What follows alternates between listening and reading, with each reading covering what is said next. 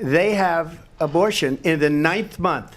They even have, and you can look at the governor of West Virginia, the previous governor of West Virginia, not the current governor, who's doing an excellent job, but the governor before, he said the baby will be born and we will decide what to do with the baby. In other words, we'll execute the baby. There is no state in this country where it is legal to kill a baby after it's born.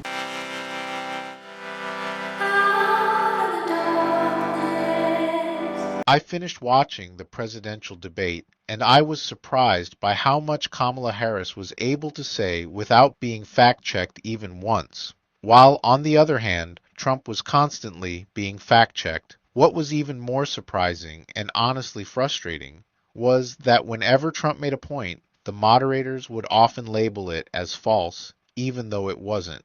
Did they do this to Harris? No, not even once. It was obvious to me that the fact-checking was very biased, to the point of deliberately lying to the American people. I mean, Harris even went so far as to bring up that bloodbath hoax, a hoax that even a liberal fact-checking site like Snopes debunked. Now, when Harris made this bloodbath comment, the moderators did not challenge or call her out on it, and she just kept making false claim after false claim, and this went on for the entire debate. This type of dishonest format creates a false image of the two candidates and doesn't allow the audience to get an accurate understanding of what these two candidates represent. Harris struggles to articulate herself under pressure, and so this was very helpful for her. It's frustrating to see how much control the media has over the narrative. Ever since Trump came on the political scene in 2016, the media machine has been working hard to discredit him. But I believe that people are waking up to the lies and manipulation. Trump will win again, no question in my mind about that.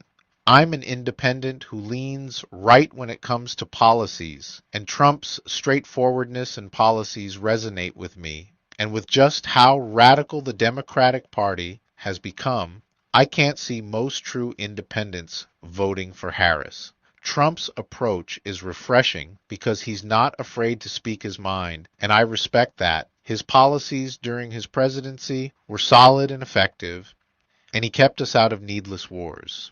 In fact, here's an example of a strategic approach that Trump used to help keep our soldiers safe. I'm gonna give you my favorite President Trump story.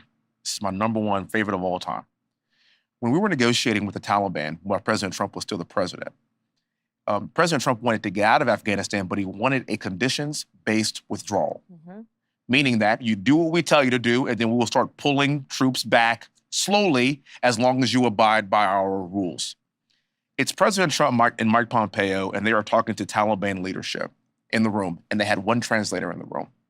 President Trump looked at the Taliban leader and said this: I want to leave Afghanistan, but it's going to be a conditions-based withdrawal. And translator translated.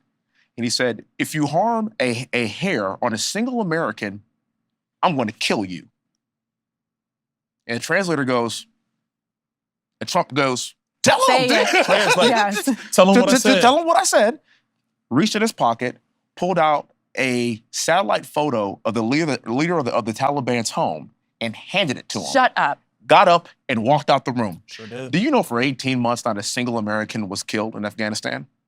Sure did. That's the definition of strength. That's what I'm talking about.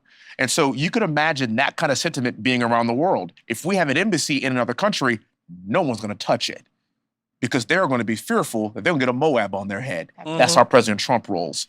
As for Harris, some people think she's not very smart, but I disagree. She knows exactly what she's doing, and she has a plan for America that could reshape this country in dangerous ways. Truth be told, Harris is just a small piece of the overall agenda that a select few have in store for not just America, but for the world.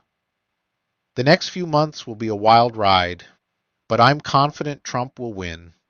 I believe in God, and I think God is protecting Trump as to use him in helping America get through these next 4 years before we face our next challenge as a country, as there are some dark things coming, which I'll make sure to cover in future videos.